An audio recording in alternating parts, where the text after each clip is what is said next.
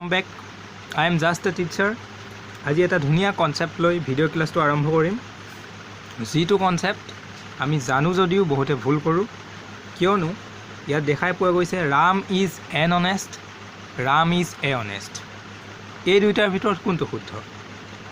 আমি সকলোৱে হয়তো কম ৰাম ইজ এন অনেষ্ট, এটো শুদ্ধ, আৰু ৰাম ইজ এ অনেষ্ট ভুল। আমি যেহেতু আৰ্টিকল পঢ়িছো সেই ওপৰত ভিত্তি কৰি আমি কৈছো যে ৰাম ইজ এন অনেষ্ট শুদ্ধ আৰু এটো ভুল। কিন্তু মই কৈছো দুয়োটাই ভুল, বোথ আৰ ৰং। কিয় দুয়োটাই ভুল, কেনেকৈ ভুল হ'ল? আৰ্টিকলৰ বিষয়ে আমি পঢ়াৰ পিছতো এন অনেষ্ট সদায় পাই আছোঁ, সদায় পঢ়ি আছোঁ, কিতাপত দেখি আছোঁ, কিন্তু এন অনেষ্ট কিয় নহ'ব? কিয় এই বাক্যটো ভুল হ'ব? কি কৰিলে শুদ্ধ হ'ব? তাৰ বিষয়ে এই ভিডিঅ'ত আলোচনা কৰিম। চাওক, আমি প্ৰথম কনসেপ্ট পাওঁ আৰ্টিকল কি। আৰ্টিকল কি বস্তু? আৰ্টিকল এই ৰুমটোৰ ভিতৰত আৰ্টিকল পৰি আছে, ডেট মিন্স কি হ'ব? এ এন ডি পৰি আছে নেকি? নাই, ৰুমটোৰ ভিতৰত এ এন ডি পৰি থকা নাই, ৰুমটোৰ ভিতৰত বস্তু পৰি আছে। আৰ্টিকল মানে চব বস্তু হৈ গ'ল, আৰ্টিকল মানে বস্তু হৈ গ'ল। অমুকজন মানুহক অমুক আৰ্টিকলৰ ভিত্তিত ফাঁচি দিয়া হৈছে, তেওঁক কি এ এন ডিৰ ভিত্তিত ফাঁচি দিয়া হৈছে নেকি? নাই, তেওঁক এ এন ডিৰ ভিত্তিত ফাঁচি দিয়া নাই, তেওঁক অনুচ্ছেদ। চ' আৰ্টিকল কি হ'ল? অনুচ্ছেদত হৈছে, যে এটা অনুচ্ছেদৰ ভিত্তিত ব্যক্তিজনক শাস্তি দিয়া হৈছে, ফাঁচি দিয়া হৈছে। চ' আৰ্টিকলে বস্তু বুজাইছে, আৰ্টিকলে অনুচ্ছেদ বুজাইছে। যে হিন্দু ধৰ্মত এটা আৰ্টিকল আছে মানে কি? এটা বিধান আছে। চ' আৰ্টিকল বস্তু হৈছে, অনুচ্ছেদ হৈছে, বিধান হৈছে। চ' আমি কি শিকিম?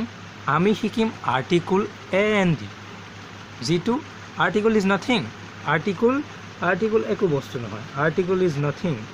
আৰ্টিকল এডজেক্টিভৰ পাৰ্ট হয়, আৰ্টিকল এডজেক্টিভৰ এটা পাৰ্ট। দুইটা ভাই ককাইকৰ নিচিনা, adjective article, article adjective. Article বুলি বেলেগ কোনো বস্তু নাই। আৰ্টিকল বুজালে নহ'লে বস্তুহে বুজাব, নহ'লে অনুচ্ছেদ বুজাব, নহ'লে বিধান বুজাব, নহ'লে লেখনি বুজাব, এইবিলাকহে বুজাব। কিন্তু মই কৈছোঁ আৰ্টিকল চেপ্টাৰ মানে হ'ব এডজেক্টিভ, মানে দুইটা ভাই ককাই বুলি ক'ব পাৰি। যে এতিয়া আমি প্ৰথম চাওঁ article plus noun. Article plus noun অৰ্থাৎ নাউন নহ'লে কেতিয়াও আৰ্টিকল হ'ব নোৱাৰে।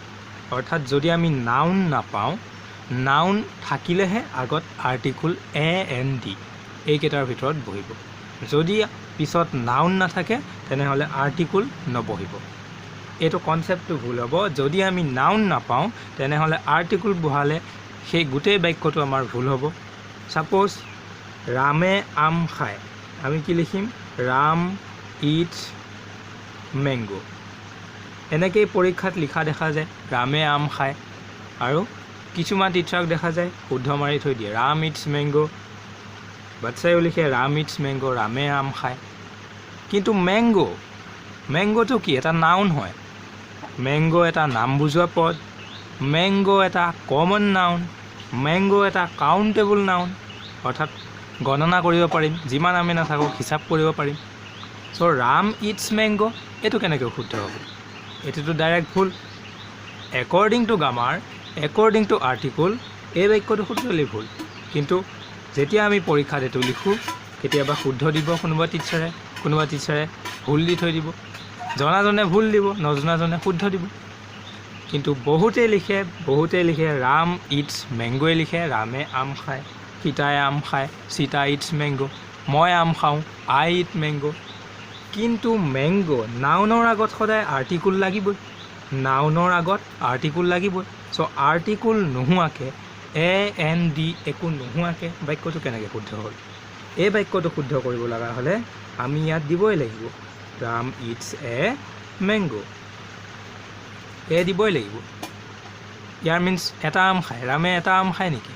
নহয়, এটা আম খাওক, দুটা আম খাওক, 10টা আম খাওক, মুঠতে এ মেংগো দিবই লাগিব, কাৰণ এমটো কনচনেণ্ট। চ' এইটো ইয়াত এটা বুজোৱা নাই, এটা খাওক, 10টা খাওক, 1000টা খাওক, কথা নাই। কিন্তু এই বাক্যটো টোটেলি ভুল, শুদ্ধ বাক্য হ'ব এইটো। চ' concept clear?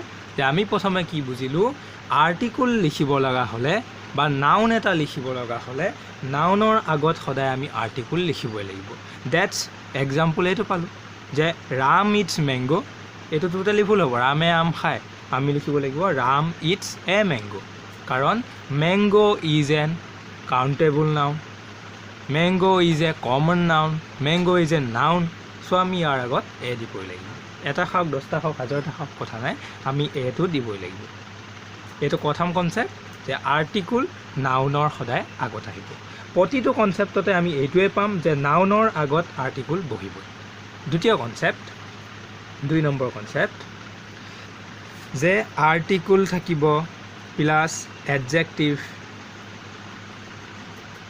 Plus article adjective noun,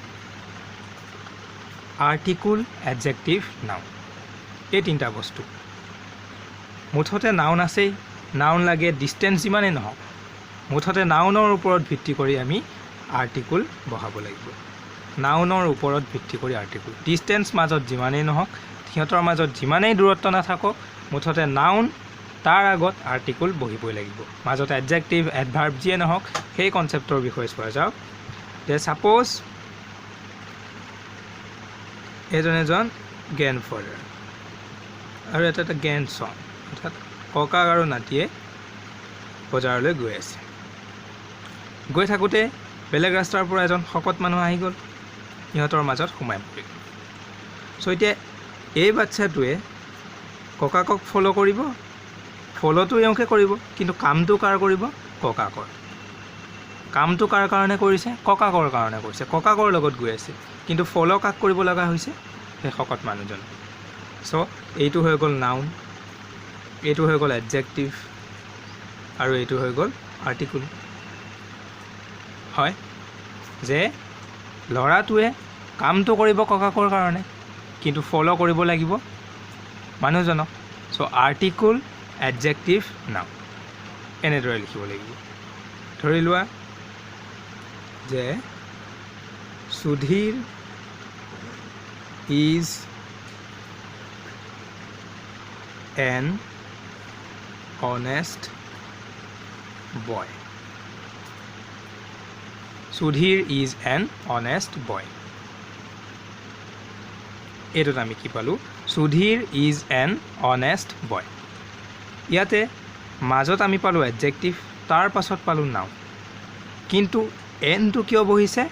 এনটোৱে কাম কৰিছে বয় নাউনৰ লগত। নাউনৰ কাৰণেহে এনটো আহিছে, না কি অনেষ্টৰ কাৰণে। উচ্চাৰণ চাউণ্ড লৈছে অনেষ্টৰ, সহায় তাৰ আগত বহিছে অনেষ্টৰ, কিন্তু কাম কৰিছে নাউনৰ কাৰণে, বয়ৰ কাৰণে। বয় ইজ এ নাউন, নাউনটোৰ কাৰণে আগত এন বহিছে, কিন্তু চাউণ্ডটো লৈছে অনেষ্টৰ। সেইকাৰণে আমি এক্সাম্পলটো পাইছিলোঁ ৰাম ইজ এন অনেষ্ট। এইটো ভুল আছিল, কাৰণ অনেষ্টৰ কাৰণেতো এন নবহে। অনেষ্টৰ কাৰণে এন কেনেকৈ বহিব? পিছত নাউনেই নাই, পিছত বয় নাই, মেন নাই, পাৰ্চন নাই, অৰ্থাৎ কোনো ৱৰ্ডেই নাই। কোনো ৱৰ্ড যদি নাথাকে এডজেক্টিভটোৰ কাৰণে এন কেনেকৈ বহিব? পিছততো নাউন থাকিবই লাগিব। চ' ৰাম ইজ এন অনেষ্ট বয়, নাইবা মেন, নাইবা পাৰ্চন, এনেকৈ কিবা এটা থাকিব লাগিব, তেতিয়াহে আমি এন বহাব পাৰিম। অকল অনেষ্টটো থাকিলে আমি এন বহাব নোৱাৰোঁ। সেই এক্সাম্পলটোৱে প্ৰথমে আমি পাইছিলোঁ যে অনেষ্ট থকাৰ কাৰণে এনটো নবহিব, এনটো আঁতৰ কৰি দিব লাগিব, তেতিয়াহে বাক্যটো শুদ্ধ। কিন্তু যেতিয়া বয়টো থাকিব, তেতিয়া বয় থাকে, মেন থাকে, পাৰ্চন থাকে, তেতিয়া আমি এনটো দিবই লাগিব। কাৰণ ৰাম ইজ এন অনেষ্ট বয়, এনটো কাম কৰিছে বয়ৰ কাৰণে, চাউণ্ড লৈছে অনেষ্টৰ। ঠিক আছে, দ্বিতীয় কনচেপ্ট ক্লিয়াৰ। তোমালোকে সুধিবা যে এন অনেষ্ট, এইটো যদি কোনোবাই শুদ্ধ বুলি কয়, ডেট মিনছ তেওঁ নাজানে।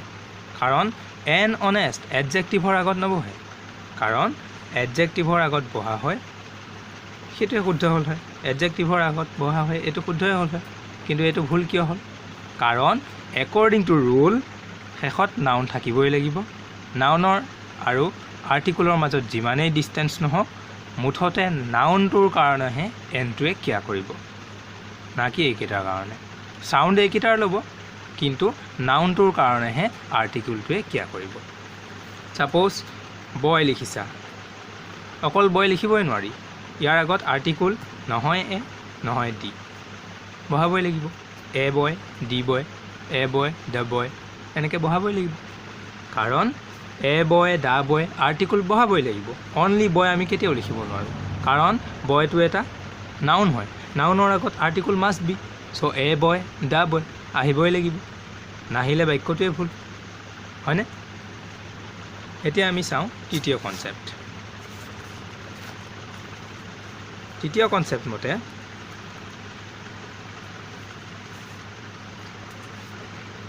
যে আৰ্টিকুল আহিল প্লাছ এডভাৰ্ব আহিল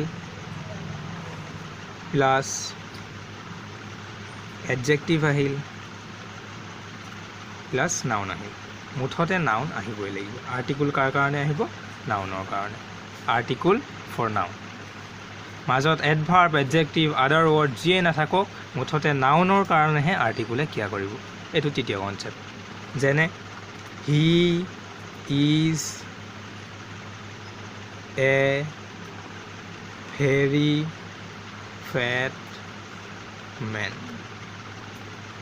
ইয়াতে কি হ'ল he is a very fat man ইয়াতে কি হ'ব ভেৰি ফেট মেন মেনৰ কাৰণেহে এ আহিছে আৰ্টিকুল এটো কাৰ কাৰণে আহিছে এই মেন নাউনৰ কাৰণে মেন নাউন নাথাকিলে ইয়াত আৰ্টিকুল নাহিব আৰু সাউণ্ড কাৰ ব্যৱহাৰ কৰিছে ভেৰিৰ অৰ্থাৎ সাউণ্ডটো ল'ব ভেৰিৰ কিন্তু আৰ্টিকুলটো বহিব নাউনৰ কাৰণে ঠিক আছে লগত থকাটোৰ সাউণ্ডটো ব্যৱহাৰ হ'ব কিন্তু আৰ্টিকুলটো অনলি বহিব নাউনৰ কাৰণে সেইকাৰণে প্ৰথম এক্সাম্পলত পোৱা Ram is an honest Ram is a honest দুয়োটাই ভুল কাৰণ ইয়াত নাউন নাই নাউন নথকাকৈ এন আৰু এ কেতিয়াও আহিব নোৱাৰে চ' নহয় ইয়াত বয় মেন কিবা এটা নাউন থাকিব লাগিব নহয় এই দুটা আঁতৰ কৰি দিব লাগিব তেতিয়াহে বাক্যটো আমাৰ শুদ্ধ হ'ব ৰাম ইজ অনেষ্ট ৰাম সাধু সেইটো শুদ্ধ হ'ব কিন্তু ৰাম ইজ এন অনেষ্ট এইটো ভুল হ'ব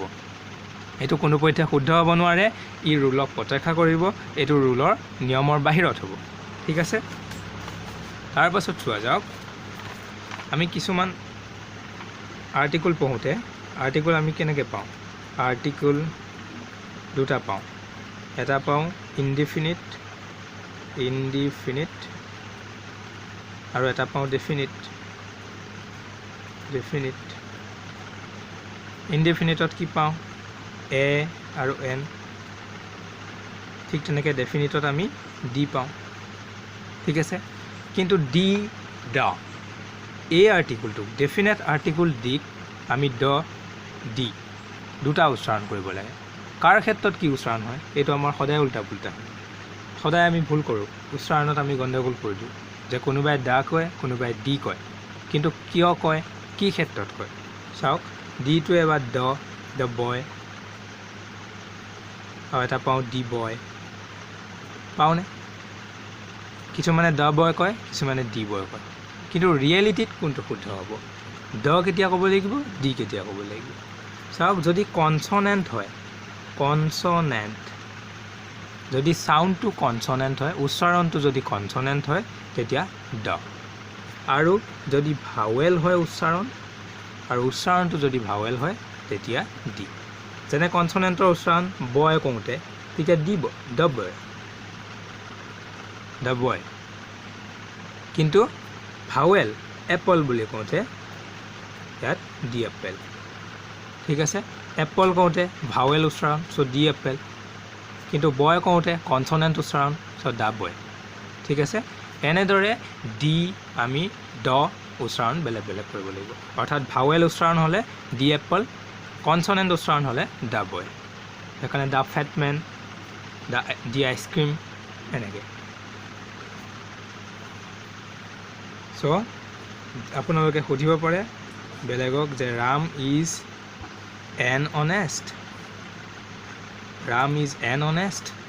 নে ৰাম ইজ এ অনেষ্ট কোনটো শুদ্ধ ক'ব সকলোৱে হয়তো ক'ব যে এইটো শুদ্ধ কাৰণ এনষ্টৰ আগত এন বহিব কিন্তু দুয়োটাই ভুল এক্সপ্লেইন মই কৰিলোঁ সেইমতে আমি লজিকেলি আমি পঢ়িব লাগিব অকল পঢ়িলেই নহ'ব আৰ্টিকুল বস্তু হ'ব পাৰে আৰ্টিকুল নীতি নিয়ম হ'ব পাৰে আৰ্টিকুল অনুচ্ছেদ হ'ব লাগে কিন্তু ব্যাকৰণৰ এন দি আমি উপযুক্তভাৱে লজিকেলি কেনেকৈ বহাম তাৰ ওপৰত ভিত্তি কৰি আমি ভালদৰে শিকিব লাগিব যিটো শিকোঁ ভালদৰে শিকিব লাগিব এতিয়া যদি আমি এইটো শিকাৰ পিছতো যদি আমি এইটো শুদ্ধ বুলি কওঁ, এইটো আমাৰ উচিত নহ'ব। কাৰণ আমি আৰ্টিকুলৰ বিষয়ে পঢ়িলোঁ, কিন্তু এই বাক্যটো দেখাৰ লগে লগে এইটো শুদ্ধ কৰিলোঁ, এইটো ভুল কৰিলোঁ, কাৰণ দুয়োটাই ভুল। তুমি শিকাৰ পিছতো যদি এইটো শুদ্ধ বুলি কোৱা, সেইটো আমাৰ বহুত ডাঙৰ ভুল হ'ব। সেইকাৰণে যি শিকা যায় ভালকৈ শিকা যাওক। এনেকুৱা ভিডিঅ' পাবলৈ ছাবস্ক্ৰাইব কৰি ন'টিফিকেশ্যন বেল প্ৰেছ কৰক আৰু 1000 লোকৰ লগত শ্বেয়াৰ কৰক আৰু 1000 লোকক সোধক এই দুটা কথা। যদি নাজানে ভিডিঅ'টো চোৱা, ভিডিঅ'টো দেখাওক, ছাবস্ক্ৰাইব কৰিব দিয়ক আৰু ভিডিঅ' এনজয় কৰিব দিয়ক।